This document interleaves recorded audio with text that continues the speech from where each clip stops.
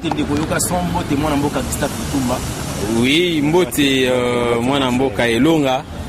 Lelo oyo pour la première fois bato bamona dio d'enfer ebetami pamba te bato mibale baza bato penza bazali ba vrai président ya parlement de l'union so po boyebi mamonde bomemela bango. Mais moi tungulu ekoti na lingina bana na mwana mboka Gustave Lutumba meka kopesa ba précision et puis na kozwa yoka son après. Moi tungulu ekoti likambo atungulu ba imboka balobi bande kona ngambo ba ko senga droit na bango bana posa kozwa esika o dai ko boto la permanence yo lobini. Namoni esika moko te na kati ya permanence o balobi ke non mutu na mutifwa ya aboto la permanence na ndenge na yakende na yango eza na kati ya statut te. Mais statut ezali koyebisa biso que na kati ya siège ezali géré d'abord, nous avons l'exécutif qui est là, qui est chapeauté par le secrétaire général. C'est lui qui gère le parti au quotidien. Donc la personne qui est censée gérer ezali le secrétaire général. Mais aussi nous avons la tête. La tête c'est le président du parti. Donc nous avons le président du parti au azali ko incarner l'existence. Il y a parti Nabiso Ezali IDPS et puis nous avons le secrétaire général qui gère le parti au quotidien tout en faisant les rapports au président du parti. Mais dans le cas précis, Bandekwana Matika Makambo Baza Kusala, parce que le président Kabound, qui est actuellement le président à l'intérim du parti, a un document. O EPC pouvoir wana mais bande ko na pe ba client ba l'acception ka ce document pe o EPC bango pouvoir ba ya a pour na ko semer des ordres to pe pour na roboto la partie to pe pour na kolongola sous Jean-Marc Kabound ezala na document o eza signé par le président Félix Tshisekedi ou soit na kata ba statut ba la kisabiso mobe ko zali ko pesa bango. Donc vous allez comprendre que on na benga bande ba na lopoto ce sont des récidivistes. Sur au Taliban dans le passé, ils ont toujours semé les désordres dans la kata partie. Donc bazali na premier forfait na bango te ba sala nango ezandenge habitude na bango et le quoi peut aussi te bi bango bon. Nous ça ne peut pas nous déranger parce que bande ko ba se déranger mingi eza bato ba yebi bango te mais bato ba yebi bango bien. Ils ne peuvent jamais être inquiétés par rapport ya ba comportement au bande ko ba ya ki ko afficher awa ko bamba mabanga ko créer des ordres na kati ya siège. Et heureusement que Nzambe alingala biso Nzamba batelaki a permettra kite que likama ya mabe tope aliwa et comme la biso na kati ya siège a. Patono mingi mona mboka Gustave Lutumba siko motune yebande ko ngai président Yokaso motune ezali boye. Tolanda ki bino tango bosala ko tanga ki memo na kati ya memo na singelo ko moko bolobaki comme ya 25% oyo bino bolakaka Nkondo Etienne Tshisekedi il faut ba parlementaire bo na ko lakate to solo la kayenda la kabiso yenda la kabiso bokozwa na kati. Oui oui, alibitu bozali ba partenaire direct. Mwana mboka Félix Antoine Tshisekedi azuko konzi bino base bosala ki ya fande sika fandi ya komi wana. Bande ko wana basusu balobi ke ba ko déclarer 25% wana ba ko se retrouver te pour composition et cabinet salemi parlementaire de Bumoko kuna azate. Yo lobi ko na dikambo wana. Et puis oyebi biso to sali rappel ezali tango to kenda ko kotana na chef président Etienne Tshisekedi à l'époque à la kabiso que vous êtes le partenaire direct à moi. Donc bozo mérité na pouvoir na ngai que dès le ngai na président bino bokozala na côté à 25%. C'est ce que on a rappelé na président de la République Félix Tshisekedi que maloba oyo balobaki et pas président Etienne Tshisekedi obosa na yangote. Ce n'est pas dire et d'ailleurs biso facha yebi déjà puisque tokutana na ye tokutanaka to solola facha yebi biso que te bino bozali ba partenaire biso tozali attaché à la présidence.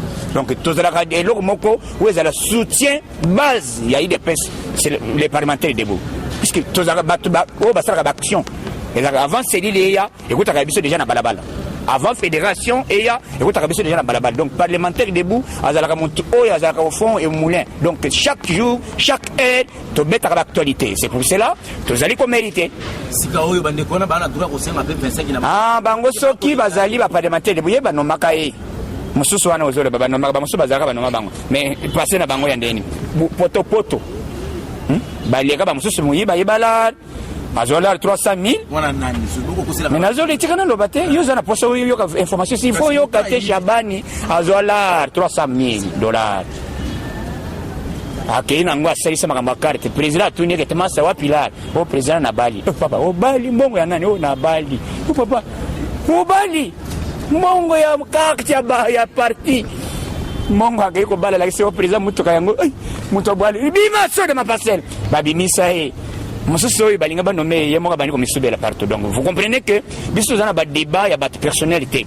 Notre souci tosala débat comment évoluer, ça l'évolution que le peuple d'abord écoute na action que le peuple congolais a senti ma faute à IDPS depuis Tobunda l'état de droit et de démocratie. Comment il faut que ça na kati peuple congolais. C'est ça l'objectif. Ezali bato bazoya mal intentionné bazwimo. Et puis j'ai eu des informations que Mozito na Fayulu bazo recruter bazo za bato bazo boma na bandaku. Ndako nini pour ba kosala soulèvement populaire. Papa na yebite soulèvement kosala ngona nani? Avant kutu yo muraya. Mais biso ba komanda to makasi. Na yebite ko leka po ke no kosala na okene na palais de nini na palais de loya. Pourquoi makuna olegela wapi? Limité. Na yebite ba kosala coup d'état ngona lolenge nini mais c'est ce que j'ai vite compris. Bandeko oyo est-ce que réellement na pour le moment bandeko ya parti au pouvoir. Est-ce que makelele ko ya oy tobunda pendant 37 ans tokoki kosala makelele na moma oy gouvernement nano ebimite eloko nano esalamite bato wana bazobanda makelele sur quel bit vous pouvez imaginer. Donc na minute moto bazobundi ce n'est pas Kabunda ezali Félix Sekeli moto puisque Kabunda azali moto mutindami bapese eloko ya bato na yebise kete chombo mokolo chombo azali bayebise kete masa yo yambaka ka bapel komaka ba SMS mais rapport ya kopesa ngai. Donc na minute moto azali a mandaté Jean-Marc Kabunda za Félix Sekeli puisque mandat sur plan statutaire ezali 5 ans. Mais tout ça d'abord bazolu katoke ne congrès ezalaka na deux sortes, congrès ordinaire na congrès extraordinaire. Extraordinaire ezalaka en cas de décès ou bien en cas d'absence définitive. Ce que fatia kofi vous comprenez que Batouane Bazana et Lokonini Bazo Luka. Puisque Bazo soutenir Bango, Bazo Tuna Bango, que Bino Bozo Luka Kabunda Lungo Pobocha, Nani. Jacques Mena comme président du parti. C'est n'importe quoi. Wana Bateki Bisonyoso. Wana Toteka Mindambu Ndambu. Mutuna Kwena na IDPS na e. Au moins, il y a ça. Donc, pour le moment, objectif, Nabiso, Tozo Ibsa, peuple congolais, na président Fachi, Sika Zala Ibi qui était base, puisque Biso qui te le bilelo, qui est Indisa, c'est à l'immédiat. Puisque le parlementaire de Boutoza a représenté presque la ville province de Kinshasa, tous les coins. Bon, donc, ce qui te peut si mot d'ordre qui était lobby Tozobima, effectivement, action Koyokan. Donc, c'est les Ababilo, Makelele, Oete, Bandegazolo, Toyogo à permanence. Oyogo à permanence, c'est quelle loi? Puisque Fachi a passé ordre de la signer un document. Président à l'intérim, délégué. C'est Jean-Marc Kabunda a signé signature. Ce que tu n'as jamais dit, Balinga Baya, on a un kenda papa Mokolo, Basimbani, que tu as permanence, Namoy. Papa Namoy, tu as permanence. Ah, papa, boy, tu as permanence. Na fils Mokoko. Ah! Papa, pour permanence à IDPS. Pour Kabunda Longo. Kabunda Zolungo n'a quel moyen ni nous besoin sala. C'est que Balinga Basala, Balinga me troublé. Donc, il y a une mission pour avoir le coup d'État. On est à coup d'État. Et donc, Basali, Zambazan, Biso échoué. Mais nous sommes là. Tous allez voir une bêta masolo politique. Bakolonga bisoté. Tous allez na bango tina 2 minutes. Bakokate. Et puis Zambali kola ko frapper bango. Mutuna moko na ligibo kabolango. Na tuni question au répondre le lenge na yo. Moi na mboka pas répondre na lenge na yo. Moi na mboka Antoine Félix Tshisekedi na mokonzi mboka ekolo Congo apesi mbana lobi ete yambo ex président to président ya kala ya Congo Joseph Kabila na libota na ye ba bima mboka il faut ya chali nzaka. Pamba te Kabila zalaki soka bimi au bimana 20 personnes. Mais Auzo ngana 60. Siko bato bande ko zwa libanda oyo ya kokoti sa baza banana. Contre les bandits. So chef de l'état est-ce que na Congo ba chef de l'état zami ban moko. Donc avant Kabila Kabangi. Avant voyager, ils ont autorisation à pas chef de l'état. Ceux qui disent que Fachi a témoin vérité, Master Zonga. Donc Ezalanani. C'est ça le contrôle un chef de l'état c'est comme ça. Pour d'abord contrôler bango bien. Pour bango nagi le Congo le bien à bango personnel. Or, avant tout faire toutes choses, il faut d'abord l'état y bakete papa. Ozo que émission na yo, ozo que na Dubaï, Dubaï ozana ozo que le côté. Wapi mikando ozo que ndo sala. Mbongo na yo zakana ngona iza combien. Il faut maintenant contrôle et ça la maka. Audit et ça la maka. Même ministre oyo, o ba gérer ma boy. Audit na de salamité hein. Puisque tant audit et ko sala mande ba mona Fachi. Donc base à la l'aise, base à la kimia. Bayoki bayoka sko Fachi face A na face B. Donc soyons patients. Bateau bazomona o Fachi o Kabila puisque Oliva weti kolobao. Oliva weti kolobati botika moko tungisa Kabila Kabangi. Kabila aza mwana bitinda ya Félix Tshisekedi Tshilombo. Donc Faci nde mokonzi. Donc botika ba désordre. Puisque na minute oyoki na biso que na est tout à l'heure ba commando américain bakiti. Hein? Bakiti pour na sécuriser mabele. Donc eza masekité. C'est pourquoi zolokate o chetembe o komona yango. Mbala moko Rwanda Kagame yo comprendre atindi mutuna yawo. Chef d'état-major Master Kende, se Faci tous ensemble. Tous ensemble. Pour que les gens soient yakite pour nani. Vous comprenez que Faci a contrôler kala muke azo pusana. Tozali na posa ya kosala un état de droit. Mutunyo ça va s'exprimer. Mais état de droit, ce n'est pas la libertinage. Tout d'où il faut que respecter Mibeko. Avant de voyager, avant de salir le Cambo, il faut contacter Hirachi. C'est ce que Félix Tshisekedi a demandé na bande ko yabiso ya famille Kabila. Siko mwana motuna wana mwana mboka Gustave bato bakota kiwana Kabila kosi ba mercenaire te boko tamwana na coalition mais ya soka bimi libanda na 20 personnes azongi na 60 ako préparer coup d'état te.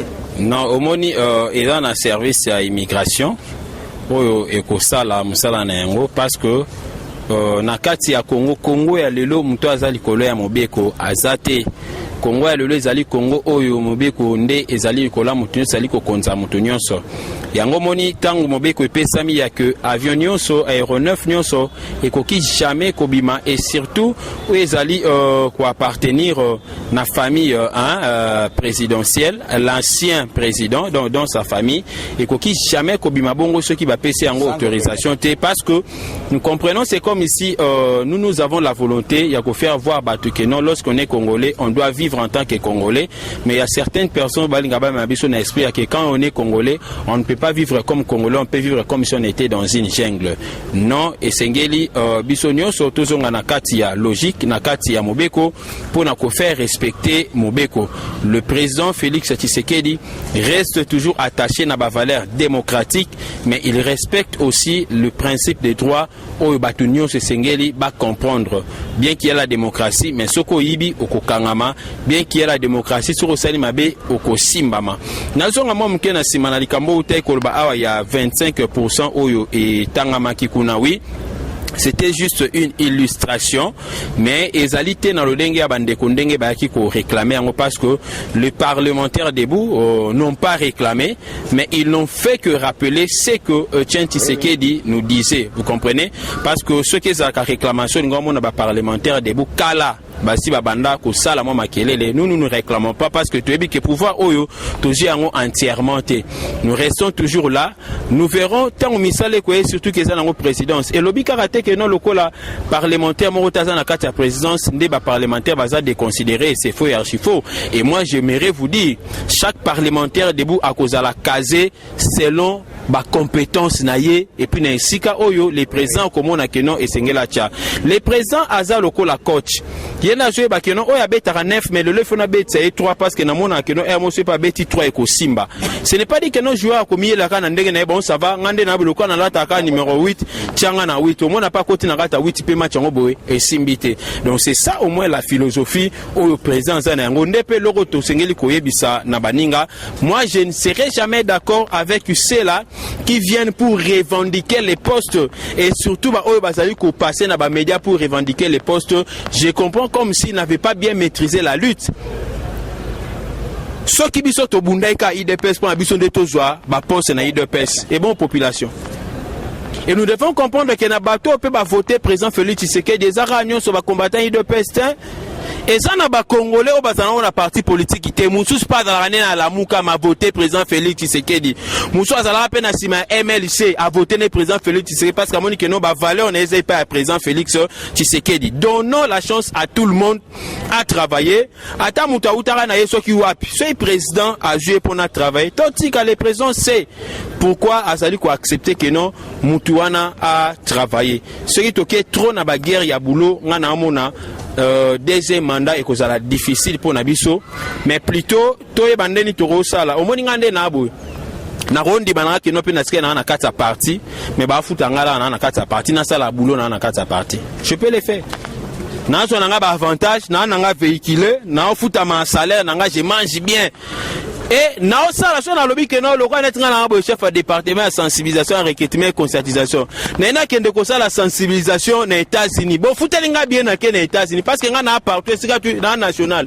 Et sika tu DPS ezali, je travaille. Na bina na ke na nganda jika na koti si. Bo tyenga la na ke na nganda na frais de mission na nga. Donc ça dit na travailler ka ndenge moko na muto chargé de mission, il y a la présidence, chargé de mission, autant mususu ya ministre, topé ministre moko tanga sa pe ba voyage na ye ngape na ça parce que na statut de na za boye na za ndenge moko pe na vice ministre, topé na ministre provincial. Vous comprenez un peu na statut à partir de na za bongo. Donc ce sont des choses où on a olinga vraiment te mingi bandeko to kota na kati ya mutambo wana parce que na fongo la vérité moko bande ka pe perdre balobaka boy IDPS loka to réussir ko panza été to ebitan nuit to panza loka na ba diriger té tant to pesa bango pouvoir to bi que ne belé ba rowe la boulot ce qu'on a sima rowe la boulot wana matate kota ne sike ko panzana ndo mona siko bato ba comprendre na politique bien te na bato bazana am ya UDPS ndenga na loba mutu musa koya na UDPS alati chemise ya UDPS maana am ya UDPS te mutu ana am ya UDPS oza lokola mwana mwasi oyo akufela ki mwana abomi mwana na yeba yaki na mwana muninga azu mwana muninga abe mwana nanga Salomo benga alobi bon mwana oya nani oh mwana nga bon ça va nazo eka na kabola na bitini mibale oya zwa ngambo ebi mukolo mwana loba yin te tika ye asimba ye kaka na mona kata mwana nga na musika mais oya mukolo mwana talo ba nini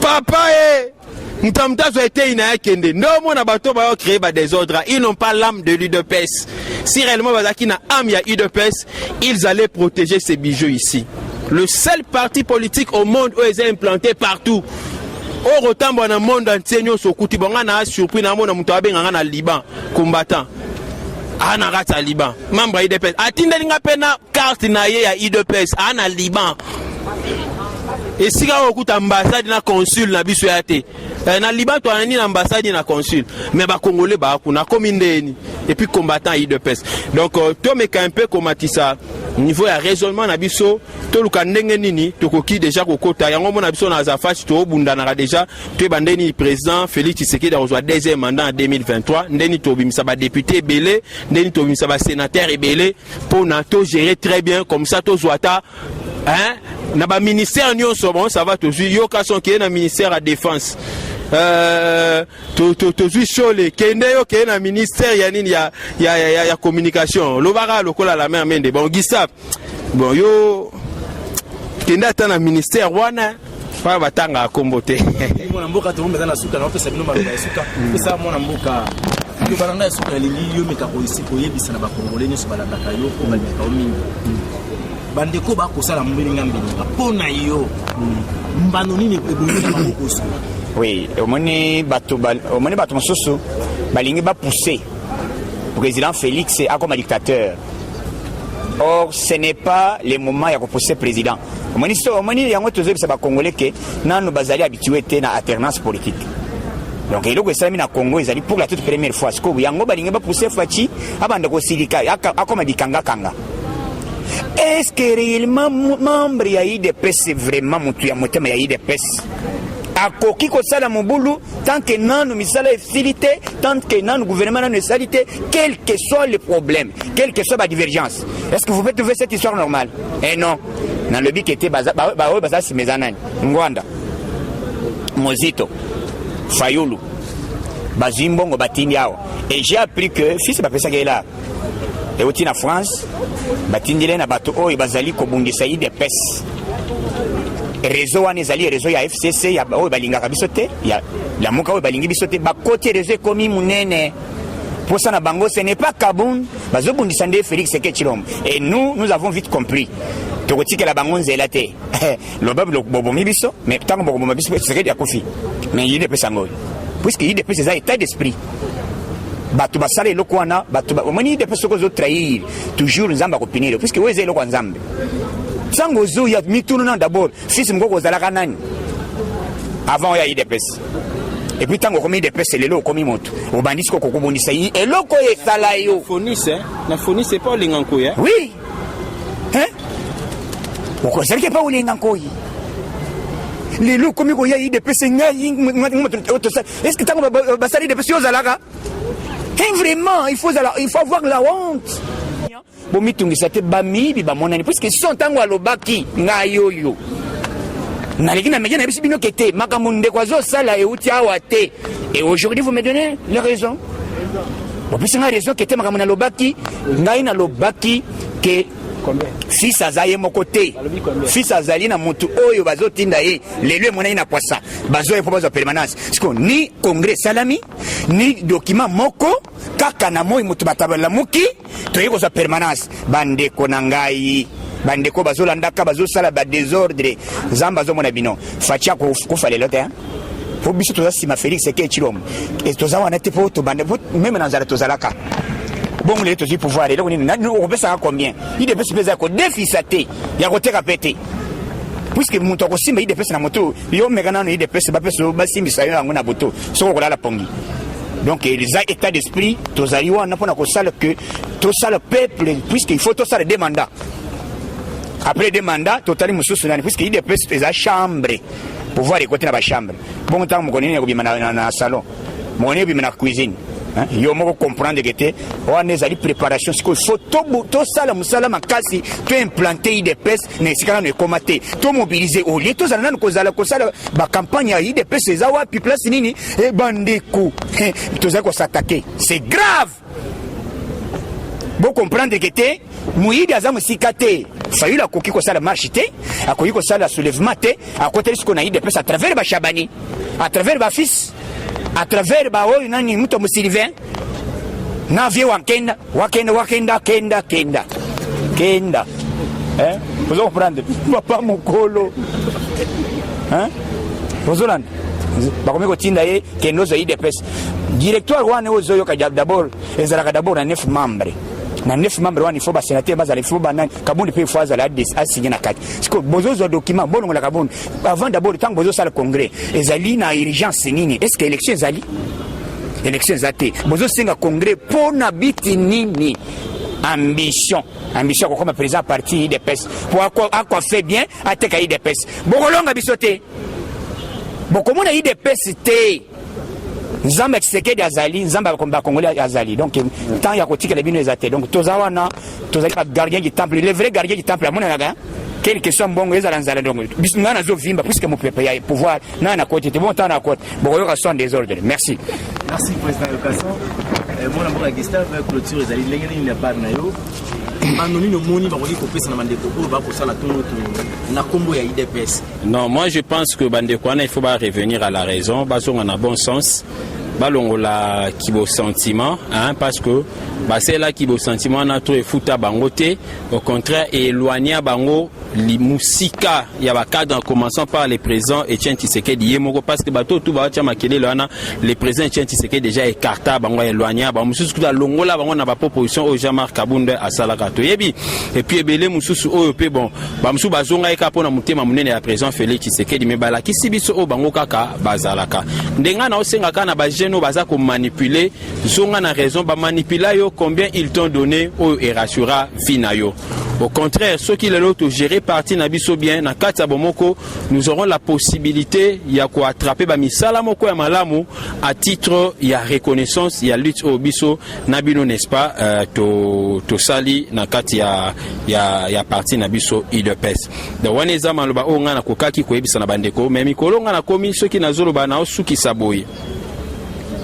tango la muka na tongo opesa ki batu bonjour otuna ki bango ndenge nini ebisa ki bango je vous love je vous aime je t'aime parce que Congo na biso pone tambola bien ezaka bolingo c'est bolingo te développement za musika mais ce to lingani to comprendre que président Félix Tshisekedi aza pona ba congolais nyonso aza congolais aza ko porter même sans que biso et sengel to soutenir ye pona Congo na biso kende liboso donc waneza malobonga na ko ko silsa na yango.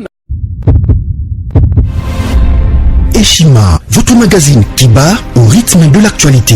Une réponse à vos besoins en information, un éclairage dans divers domaines. Impartial, documenté, instructif. Eshima, au cœur de l'info. Retrouvez la nouvelle édition. Exclusivité.